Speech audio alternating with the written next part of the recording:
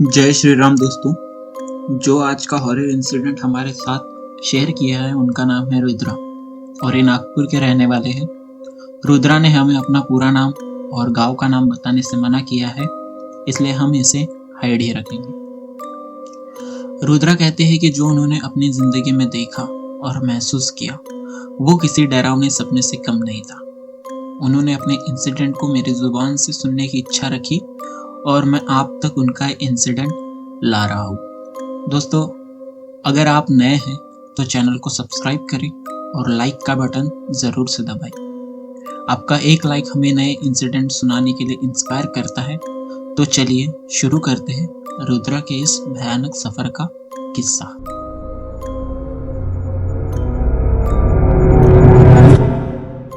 रुद्रा कहते हैं कि वो जब 15 साल के थे तब उनके साथ ये इंसिडेंट हुआ था।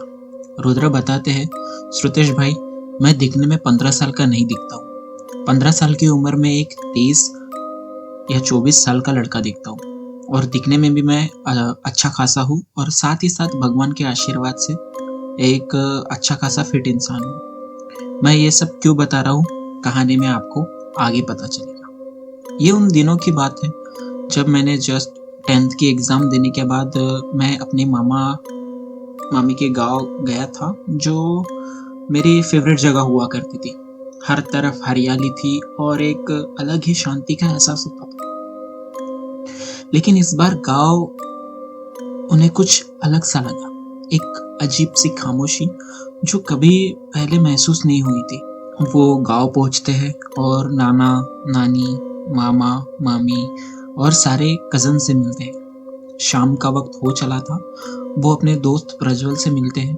दोनों बहुत सारी बातें करते हैं। रुद्रा कहते हैं, श्रुतेश भाई, गांव का तो आपको पता है, कहीं भी खा लो और कहीं भी सो जाओ, सब अपने ही होते हैं। ऐसा ही मेरा गांव था।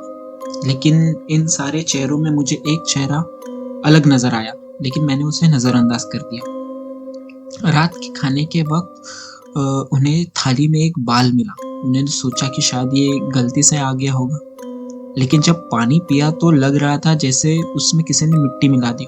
पानी पूरा मिट्टी मिट्टी सा लग रहा था। उसी रात जब रुद्रा और उनका दोस्त प्रज्वल सो रहे थे, तभी उनकी नींद किसी अजीब सी आवाज के कारण खुली। उन्होंने आंखें खोली तो देखा कि खिड़की के पास एक काली परछाई दिख रही थी।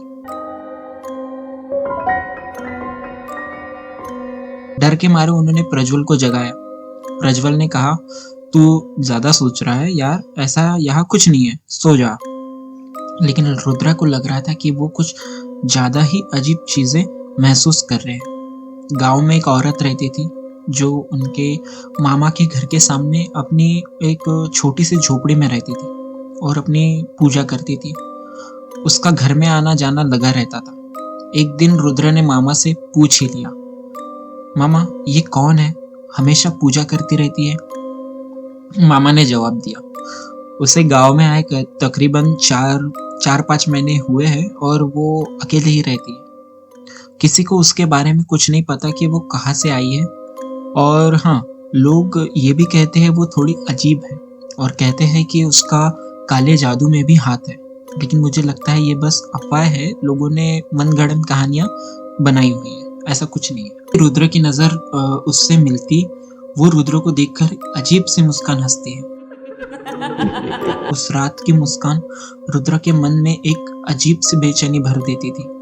रुद्र सो रहे थे। उन्होंने महसूस किया कि बेड के नीचे से किसी की चलने की आवाज आ रही है। टॉर्च लेकर देखा, लेकिन वहां कुछ नहीं था। लेकिन आवाजों के साथ उन्होंने एक और चीज महसूस की, जैसे कोई उन्हें छुप छुप के देख रहा हो, उनका पीछा कर रहा हो। एक रात जब वो सो रहे थे, उन्होंने महसूस किया कि उनका शरीर एकदम जम गया है। वो हिल नहीं पा रहे थे। एक अजीब सी नेगेटिव एनर्जी उनके आसपास है, ऐसा उन्हें लगा। तभी उन्होंने वही औरत की हंसी सुनी। रुद्र कहते हैं, श्रुतेश भाई, उस वक्त मुझे लगा कि मैं मर जाऊंगा। वो हंसी मेरे कानों में गूंज रही थी और मुझे लग रहा था जैसे वो मेरे करीब आ रही है। रुद्र जोर से चिल्लाने की कोशिश कर रहे थे, लेकिन उनके गले से आवाज नहीं निकल रही। जब उनकी नींद खुली तो वो पसीने में भीगे हुए थे। अगले सुबह उन्होंने सब प्रज्वल को बताया। इस बार प्रज्वल ने भी कहा, यार मुझे भी लगता है कुछ गलत हो रहा है। कल रात की सारी बातें जो भी हुई थी प्रज्वल ने भी सुनी और महसूस की थी, लेकिन वो खामोश रहा। फिर प्रज्वल ने कहा, चलो किसी से बात करते हैं। कहीं से उन्हें एक बाबा के बारे में पता चला जो गांव के बाहर रहते थे। मैंने भी उस बाबा के बारे में सुन रखा था। सुबह उन्होंने प्रज्वल के साथ गांव के बाहर वो बाबा से मिलने का फैसला किया। बाबा ने उन्हें देखते ही कहा, तुम्हारे पीछे एक शक्ति लगी है, तुम्हारे ऊपर काले जादू का असर है और तुम्हारे साथ कुछ भयानक होने वाला है। रुद्र कहते हैं, श्रुतेश भाई मुझे तो यकीन ही नहीं हुआ। जैसे उन्होंने एक एक बात बताई थी वो सब मेरे साथ हो चुकी थी। फिर बाबा ने एक उपाय बताया। उपाय कुछ यूं था कि बाबा ने एक दिया दिया और कहा, पूर्णिमा की रात उसके घर के सामने एक दिया जलाना, और उन्होंने एक मंत्र दिया और कहा, इसे बोलना, जो कुछ भी होगा वो वहीं से शुरू होगा और तुम्हें समझ आ जाएगा। पूर्णिमा की रात आज ही थी। अब रात होती है। रात होते ही उन्होंने दिया लिया और उस औरत के घर के सामने दिया जलाया और मंत्र पढ़ना शुरू किया। मंत्र पढ़ते ही अचानक से तेज हवा चलने लगी।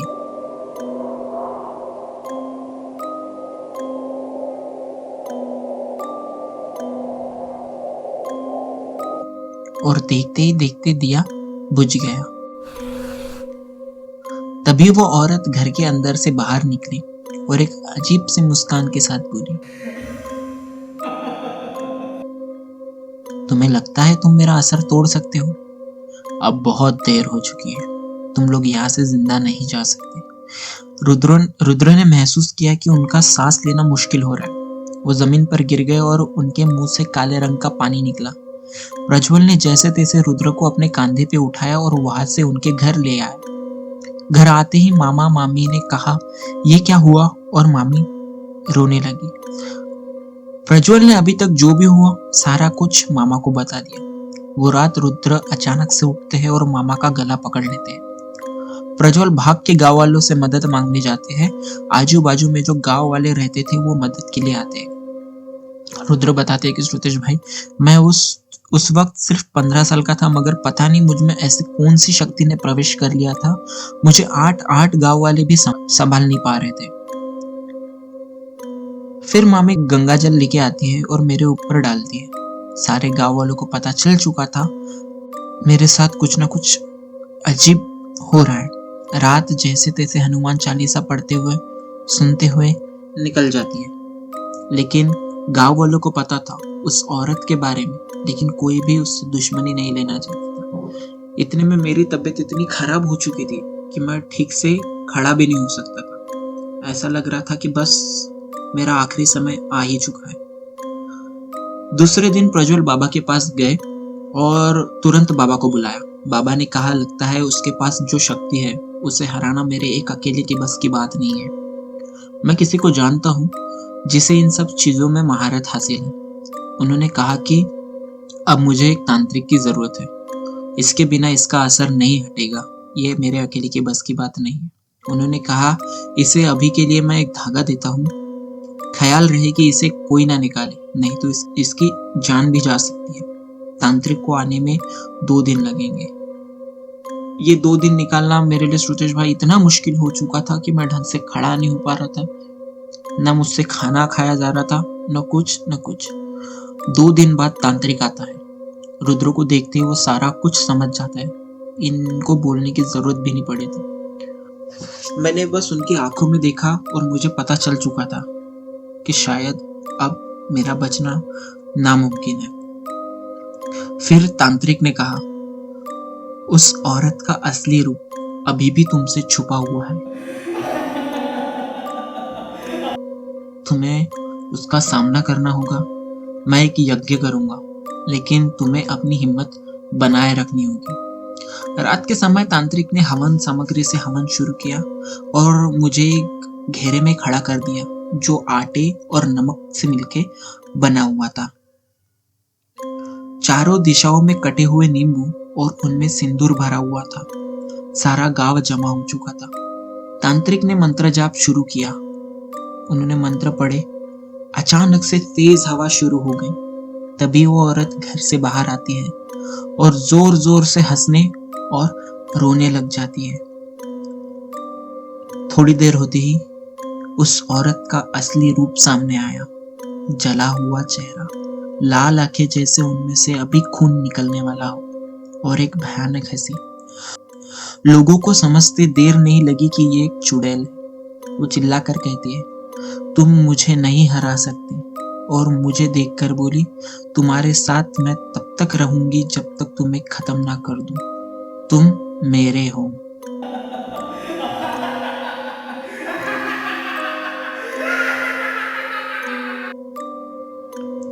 तांत्रिक और बाबा मंत्र जाप करते रहे।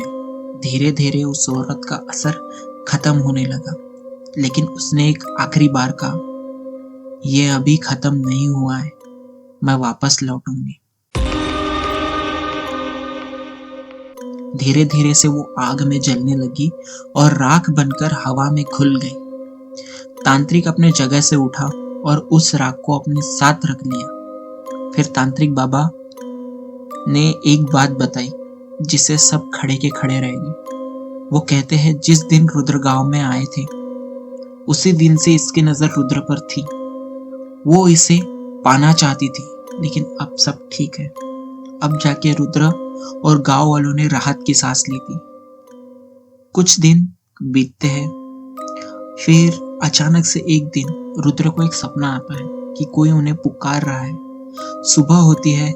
रुद्र देखते हैं कि उनके तकिए के नीचे एक चिट्ठी है जिसमें लिखा था, मैं अभी भी यही हूँ।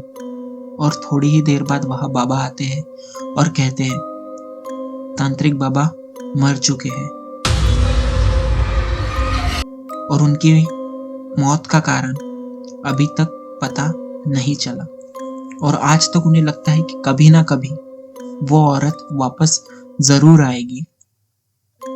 तो दोस्तों, क्या लगता है आपको, क्या वो सच में वापस आएगी या आ चुकी है?